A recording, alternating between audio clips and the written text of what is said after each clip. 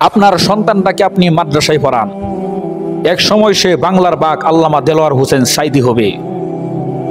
এরকমও হতে পারে আপনার সন্তানটা ডক্টর মিজানুর রহমান আজহারি হবে। এরকমও হতে পারে আপনার সন্তানটা আবু তোহা আদনান হবে। নিজে জীবনে যা করেছেন সব চিন্তা মাথা থেকে বাদ দিয়ে দেন। আপনি শপথ করেন যে আমার জীবন হেলাই দুলাই যাইভাবে কেটেছে, কিন্তু আমি আমার সন্তানটাকে মানুষ করে যাব। আমার সন্তানটাকে আমি আলেম বানাবো, আমার সন্তানটাকে আমি একজন মুহাক্কিক মানুষ বানাবো, আমার সন্তানটাকে আমি আদবওয়ালা বানাবো, আমার সন্তানটাকে আমি আল্লাহর রাস্তার মধ্যে দিয়ে দিব। এই নিয়ত করেন, আল্লাহ তাআলা আপনার আশা পূরণ করবে।